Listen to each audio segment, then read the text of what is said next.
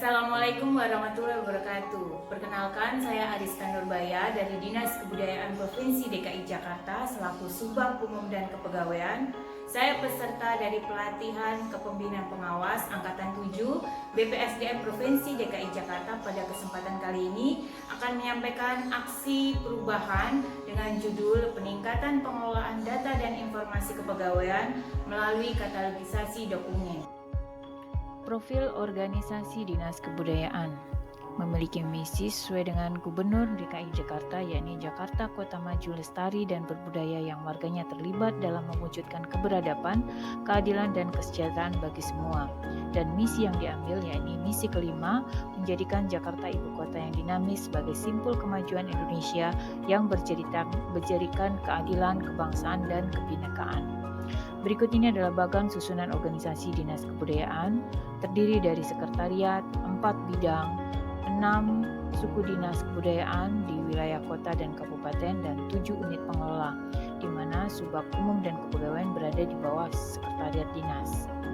Kemudian kami sampaikan latar belakang diambilnya judul dari rencana aksi perubahan ini berawal dari survei kepuasan masyarakat internal, diambil dengan 2 periode berasal dari triwulan 4 tahun 2021 dan triwulan 1 tahun 2022, di mana memang terjadi kenaikan untuk poin pencapaian SKM pada periode tersebut, di mana salah satunya yakni pada indikator sistem, mekanisme, dan prosedur masih belum memiliki poin atau derajat sesuai dengan target yang diajukan atau disampaikan pada Perkin.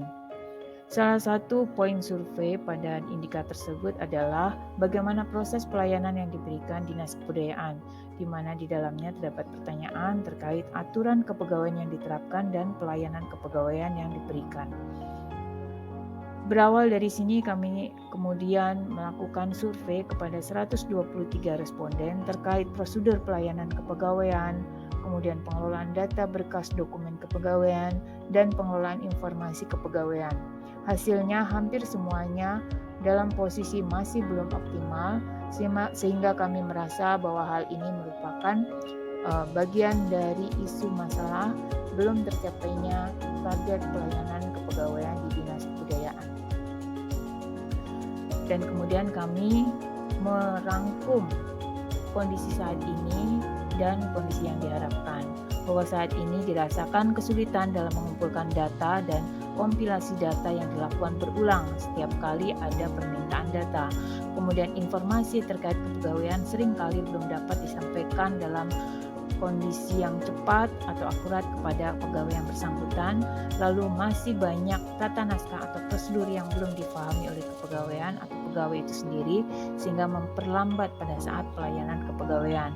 Hal ini disebabkan oleh kompetensi dari staf kepegawaian yang belum optimal, dan juga data dan informasi yang cukup kompleks dan belum dilakukan penataan atau pengelolaan yang sistematik dan efektif. Juga belum tersedia sistem yang akan mempermudah dan menutupi kekurangan kompetensi staf kepegawaian.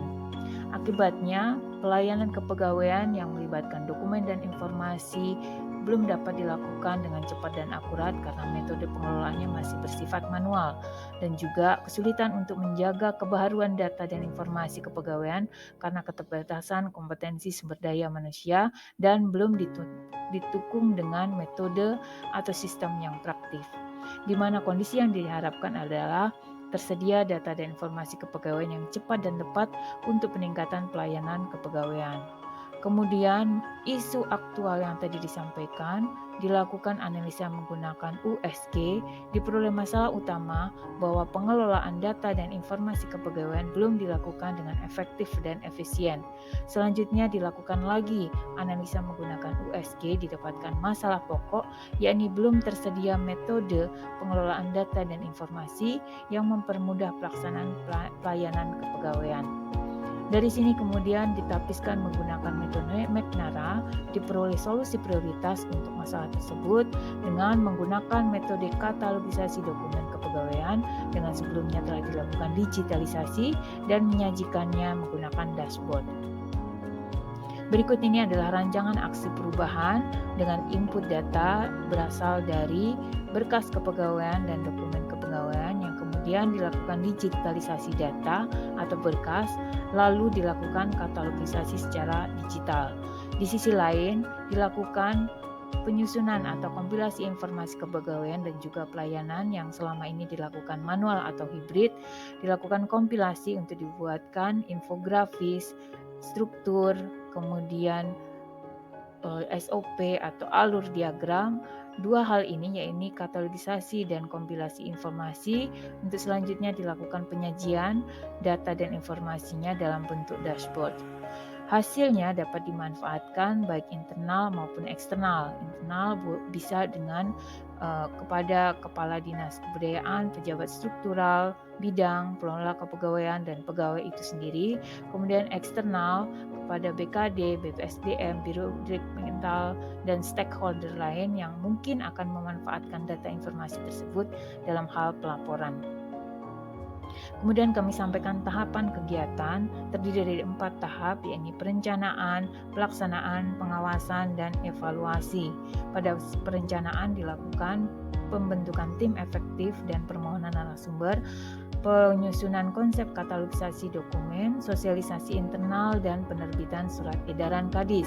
Pada tahap pelaksanaan dilakukan digitalisasi dan katalogisasi dokumen kepegawaian, kompilasi informasi kepegawaian, membangun dashboard, implementasi penyajian data dan informasi, dan juga dilakukan sosialisasi dan penyusunan juknis.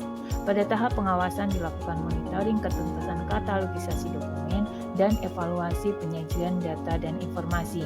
Terakhir, pada tahap evaluasi dilakukan pembahasan data-data pada fase perencanaan, pelaksanaan, pada tahap monitoring dan evaluasi untuk penyusunan laporan kegiatan. Berikut adalah milestone rencana aksi perubahan terdiri dari 3 jangka. Pada jangka pendek dengan periode 2 bulan diharapkan tersedia data dan informasi kepegawaian melalui katalogisasi dokumen kepegawaian yang disampaikan melalui dashboard. Pada jangka menengah dengan periode 2-6 bulan diharapkan tersedia data dan informasi kepegawaian melalui katalogisasi dokumen yang disampaikan melalui dashboard dan terintegrasi dengan web Dinas Kebudayaan. Pada jangka panjang dengan periode 6-12 bulan diharapkan tersedia data dan informasi kepegawaian melalui dashboard dan disampaikan melalui dashboard, kemudian terintegrasi dengan web Dinas Kebudayaan dan juga dilengkapi dengan pelayanan kepegawaian yang lainnya. Selanjutnya untuk pengelolaan sumber daya, yang pertama adalah pembentukan tim efektif yang terdiri dari mentor, ketua tim, dan 3 pokja. Pokja pertama bertanggung jawab untuk yang berhubungan dengan administrasi, pokja kedua bertanggung jawab pada segala hal yang berkaitan dengan teknologi informasi, dan pokja ketiga bertanggung jawab pada materi dan data kepegawaian yang akan ditampilkan dalam dashboard. Selanjutnya juga dilakukan pemetaan stakeholder. Ada 4 sisi, baik terdiri dari eksternal maupun internal. Pada sisi laten terdapat narasumber atau tenaga ahli yang akan berpengaruh pada pembangunan dashboard. Kemudian pada sisi apatetik terdapat Widya Iswara yang mungkin akan menggunakan data dan informasi untuk bahan penelitian. Pada sisi promoter terdapat Kepala Dinas Kebudayaan Provinsi DKI Jakarta, struktural, bidang, BPSDM, BKD, dan Biro Departemental yang mungkin akan menggunakan data dan informasi tersebut untuk peta jabatan, pengelolaan sumber daya manusia, dan pelaporan pada yang berkaitan dengan kepegawaian. Dan terakhir pada sisi defender terdapat pengelola kepegawaian dan pegawai di lingkungan Dinas Kebudayaan yang nanti akan mendapatkan manfaat untuk peningkatan pelayanan kepegawaian. Berikutnya disampaikan timeline dari kegiatan. Dari seluruh tahapan yang ada diharapkan dapat dimulai sejak minggu kedua bulan Juni dan berakhir minggu ketiga bulan Agustus. Dengan uraian pekerjaan yang sudah ditetapkan, kemudian penanggung jawab pekerjaan dan waktu yang sudah ditetapkan, jika dilakukan sesuai dengan timeline, diharapkan dapat selesai sesuai dengan yang diharapkan. Demikian yang bisa kami sampaikan terkait rencana aksi perubahan. Semoga bermanfaat. Mohon maaf jika ada kekurangan. Wassalamualaikum warahmatullahi wabarakatuh.